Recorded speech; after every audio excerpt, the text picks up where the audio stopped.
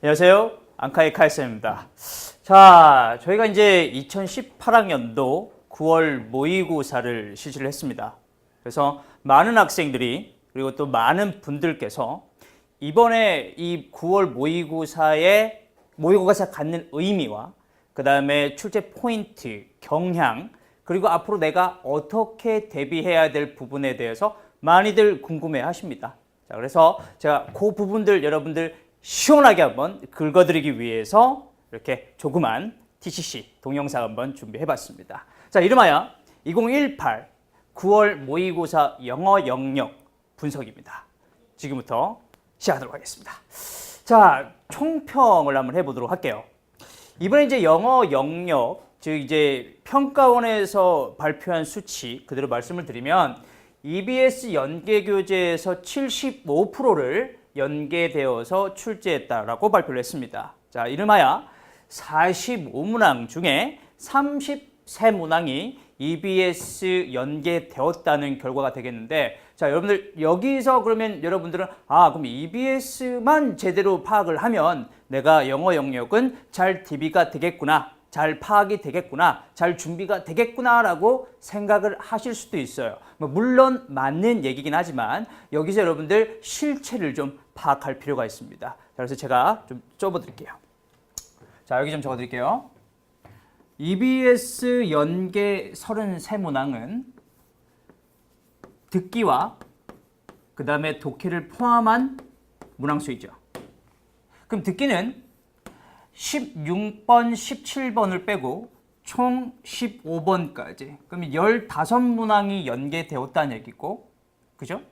그러면 여기에서 33-15를 하게 되면은 총 18문항이 EBS 연계되었다는 건데, 자, 여기서 여러분들 보셔야 돼요.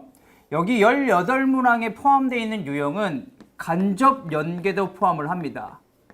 여기서 간접 연계라는 것은 EBS 문항을 똑같이 쓰는 것이 아니라 소재만 차용을 하는 걸 우리가 얘기를 해요. 자, 이게 이제 여러분들 대입 파악이죠. 자, 요것도 지금 EBS는 연계되었다라고 표현을 하는 겁니다. 그리고 도표, 그 다음에 뭐 안내문 등등등. 자, 이런 것도 포함이 됐고, 그 다음에 이제 요 정도의 문항을 빼면 실질적으로 남는 문항은 8문항이에요. 8문항. 물론 이제 얘네들 같은 경우도 직접 연계이긴 하지만 여러분들 아시잖아요. 얘네들은 연계가 되든 안 되든 간에 문제는 쉽게 풀 수 있는 거니까.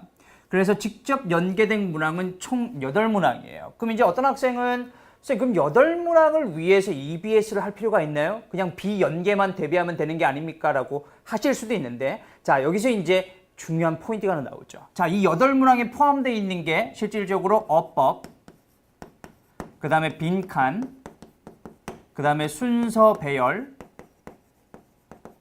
그 다음에 넣기, 그 다음에 빼기. 얘네들이 8문항이에요. 여러분들께서 가장 어려워하는 독해에서. 그래서 어떤 학생은 이제 저희 오프라인에서 어떤 학생은 선생님 저 이번에 그 31번 프로덕티비티 그거 저희가 했던 지문에 또는 내신이 나와서 아주 쉽게 10초 만에 풀었다. 그치? 이런 학생들도 있단 말이죠. 자, 무슨 얘기인지 아십니까? 그래서 이게 EBS를 버릴 수가 없는 이유예요. 그래서 지금 여러분들 보시게 되면 실질적인 체감 연계율은 그러면 총 33문항 중에 33문항이 아니라 8문항이 원래 맞는 얘기죠. 그럼 8문항을 여러분들께서 버리셔야 되느냐? 또 그건 아니에요. EBS에서 어려운 유형들이 실제 직접 연계로 나오기 때문에.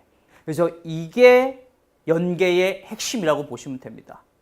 됐습니까? 자, 그 다음에 신유형 없이 작년 수능 유형들이 그대로 출제가 되었습니다. 유형의 변화가 없다는 얘기예요. 그 다음에 이제 이거 중요합니다. 절대평가 변별력 확보를 위해서 고난이도 문항들이 다양한 유형으로 출제되었다. 이번에 이제 가장 큰 특징이 대입 파악에서 상당히 좀 어렵게 출제가 됐죠. 그리고 빈칸도 마찬가지고요. 그 다음에 뭐 넣기나 그 다음에 뭐 빼기, 그 다음에 순서별 같은 경우도 적어도 한 문항 정도는 좀 어려웠습니다. 넣기에서 39번 이번에 또 가장 어려운 문제 중에 한 문제였죠. 그래서 변별력 확보를 위해서 1등급이 너무 많이 나오니까 그거를 조금은 규명을 하겠다. 1, 2, 3, 4 이렇게 조금 자르겠다라는 의도가 다분하게 담기지 않았나라고 생각을 해봅니다. 되셨나요? 자, 그래서 이제 물어봤어요. 이번에 이제 시험 친 학생들에 대해서 2017학년도 수능과 비교했을 때, 즉 2016년도, 그죠? 작년 11월 달에 실시했던 작년 수능과 비교했을 때는 난이도가 비슷했다라고 얘기를 지배적으로 했고요. 그 다음에 이제 올해, 즉 6월 모의고사하고 난이도를 비교를 했을 때 어땠느냐라고 물어보니까 다소 어렵다라고 표현을 한 학생들이 많았습니다. 자, 그러면 이제 여기에서 나타나는 게 하나 있어요. 뭐예요?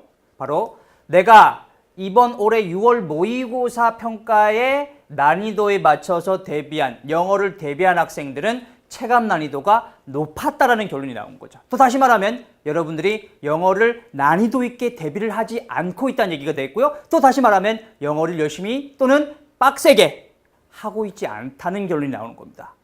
자, 다시 말씀드릴게요. 작년 수능과 비슷했어요. 9월 모의고사가. 작년으로 거슬러 올라갈게요.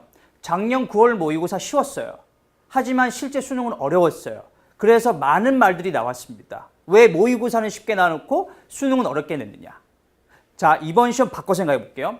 9월 어렵게 냈습니다. 작년 수능하고 비슷했어요. 그러면 이번에 난이도는 9월 모의고사 난이도하고 비슷할 거라는 결론이 나오죠. 왜? 또 작년에 대한 어떤 그런 실수를 하지 않기 위해서가 되겠죠. 제 개인적인 평가입니다, 여러분들. 됐나요? 자, 그래서 여러분들은 영어를 작년 수능 난이도에 비교해서 대비를 하셔야 되는 것이 제 결론이라고 말씀드릴 수가 있겠습니다. 자, 보세요. 난이도가 얘기를 해줘요. 지금 대입학, 여러분들께서 흔히 짧으면 40초, 빠르면 1분 안에 푸는 22번, 그리고 제목 23번, 문항이 정답률이 35%, 그 다음에 43%입니다. 이거는 어마무시합니다. 일반적으로 23번, 22번은 보통 정답률이 70%대 또는 많으면 90%대까지도 올라가는 아주 쉬운 유형인데도 불구하고 정말 어려웠죠. 그리고 29번 37%고요. 빈칸 원래 어려웠으니까 그렇다 치고 그 다음에 순서별 37번 44%, 그 다음에 39번 39%. 다양하게 난이도를 어렵게 분포를 하고 있죠. 자, 여러분들 보세요. 6월 모의고사 때 가장 어려운 난이도의 문제가 정답률이 한 50%대였단 말이에요. 그런데 이번에는 보시면 많은 문항들의 정답률이 50%를 떨어졌다. 즉, 더 어려웠다, 더 많이 틀렸다가 되는 것입니다. 그래서 어려웠다는 얘기죠. 체감 난이도가 많이 높았다는 얘기가 되는 겁니다. 되셨죠? 자, 그래서 정답률만 보면은 여러분들이 얼마만큼 어려워했는지가 바로 결과로 나오게 되는 거예요. 자, 출제 경향을 한번 볼게요. 이거 되게 중요해요. 특히나 세 번째, 네 번째는 되게 중요한 건데, 자, 보세요. 어려운 대입학 유형으로 시간 관리가 제대로 안 되더라. 마찬가지, 앞에 어려운 대입학 때문에 시간을 많이 허비해서 뒤에 장문 독해 또는 빈칸 추론까지 가지 못했다. 이게 첫 번째 경향입니다. 두 번째, 빈칸 추론뿐 아니라 다양하게 유형 전반적으로 난이도가 좀 어려웠다. 그래서 역시나 시간 관리가 안 됐다. 그래서 어려웠다. 자, 세 번째, 소재나 어휘가 어렵게 출제되었습니다. 특히나 이제 이번에 빈칸 33번에 externalization, 외자와 같은 거. 그 다음에 23번인가 22번에 그 통찰력에 관한 그 소재 같은 것들 되게 어려웠어요. 자, 그래서 여러분들께서 쉽게 이해가 되지 않는 지문이다 보니까 자연스럽게 시간이 오래 걸릴 수밖에 없었다. 자, 그리고 이게 여러분들 특징이에요. 작년 수능에서도 어느 정도 반영이 되었던 포인트인데 보기가 되게 헷갈리게 나왔어요. 특히나 대입학 같은 경우는. 오히려 제가 처음에 풀었을 때는 이게 답이었는데 읽어보니까 답이 바뀐 경우도 있었습니다. 그래서 대입학이나 빈칸 추론 같은 경우는 역시나 이제 정확하게 해석이 안 돼도 오답들이 확실하면 찍어서라도 맞힐 수가 있는데 빈칸도 마찬가지, 대입학도 마찬가지. 오답들이 어렵다 보니까 바로바로 소구가 안 되는 거예요. 그래서 역시나 좀 높은 수준의 어떤 그런 독해력과 이해력이 필요했었다라는 평가입니다. 되셨죠? 자, 그러면 여러분들께서 이제 어떻게 준비해야 하느냐. 9월 모의고사 이후에 수능 대비를 어떻게 해야 하는지 각각의 등급에 맞춰서 제가 좀 말씀을 좀 드려볼게요. 자, 상위권에 있는 학생들이에요. 1등급에서 그 다음에 2등급 위에 있는 학생들까지 또는 중반부까지 적어도 한 80점 중후반에 있는 학생들을 보면은 일단 EBS 연계교재의 다양한 변형 문항에 대비해야 된다. 문항이 바뀌어도 빨리빨리 대비해서 정확한 해석을 해서 추론해서 답을 맞힐 수 있어야 된다. 두 번째, 난이도 있는 EBS 지문은 반드시 숙지하셔야 됩니다. 솔직히 말씀드리면 이 포인트는 상위권 학생이나 중위권 학생이나 하위권 학생 다 마찬가지예요. 왜? 얘네들 봐봐. 어려운 것들. 안 가도 돼. 어려운 것들은 어쨌든지 간에 내가 외워놓으면 변형이 돼도 쉽게 맞출 수가 있다 보니까 EBS 수능 특강 영어, 영독, 수완까지 어려운 지문들은 반드시 직접 연계를 대비해서 대비를 하셔야 됩니다. 모든 학생들 다 마찬가지예요. 이거는 뭐 잘나는 학생이든 못하는 학생이든. 그 다음에 정기적으로 모의고사 문제를 풀면서 실전 감각을 최대한으로 끌어올리셔야 됩니다. 그리고 마지막으로 추상적이고 철학적인 난이도 지문. 아까 요거죠, 요거. 그렇죠? 그러니까 사고를 요구하는 지문들.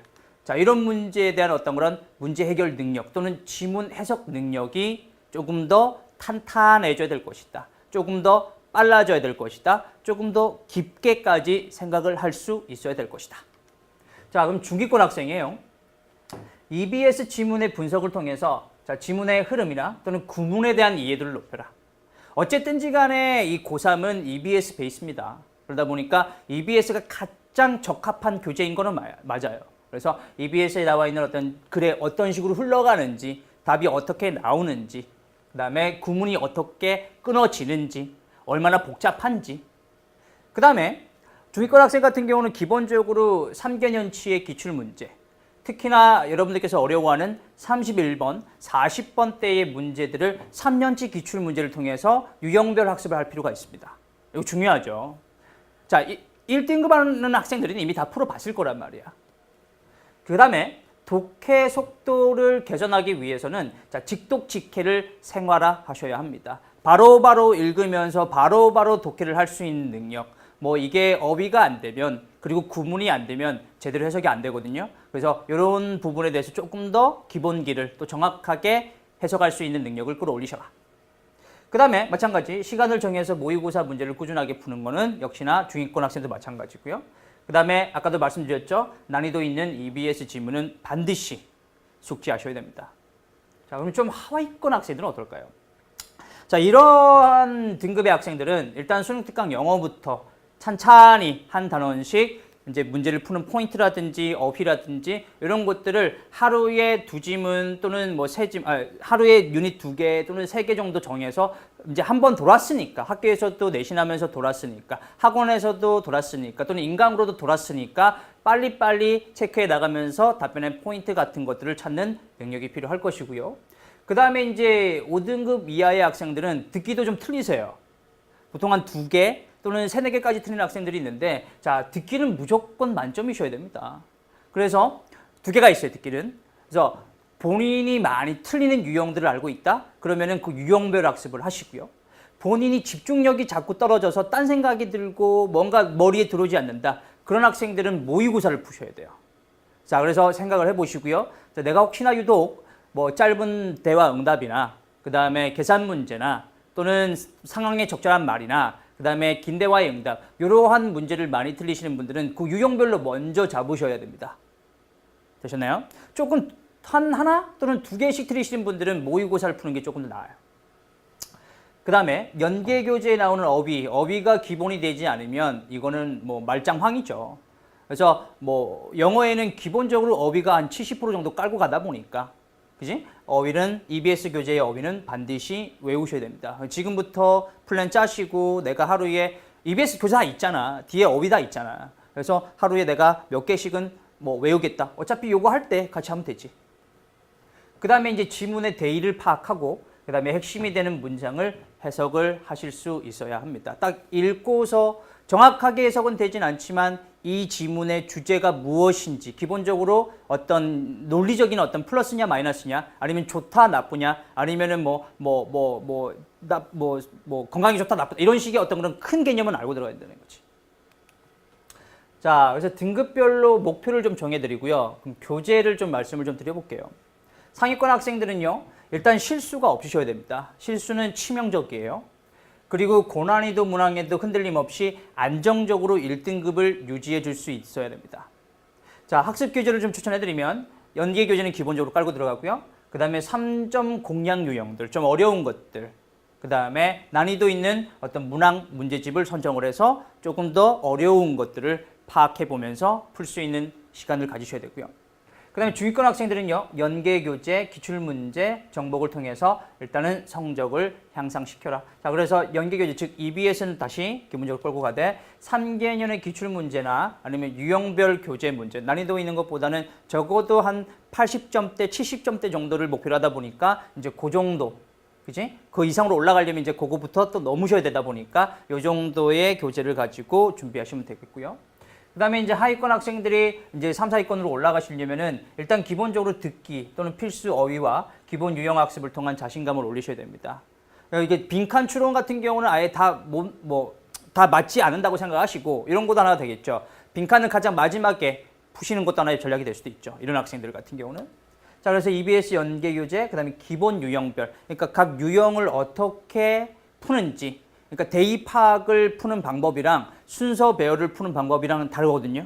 순서 배열을 푸는 방법이랑 그 다음에 무관한 문장을 푸는 어떤 그런 전략은 다르거든요. 그래서 그런 부분들에 대한 어떤 그런 조금 더 빠른, 조금 더 전략적인 독해를 하실 수 있는 능력을 조금은 대비를 하시면 좋겠어요. 됐나요? 자, 그래서 제가 이 TCC를 준비한 이유는 일단 그냥 이게 내 점수네, 오늘 말렸네, 털렸네 이렇게 하는 게 아니라 지금 EBS 또는 평가원에서 이렇게 출제되고 있으니까 나는 요 정도 지금 수준이 되고 그래서 나는 어떻게 대비해야 하겠구나라는 해결책이 있어야지. 그냥 넋 놓고 있으면 안 되지. 그냥 무작정 열심히 하면 안 되지. 알고 그 다음에 대비해야 되는 것이 전쟁에 이기는 방법이란 말이야.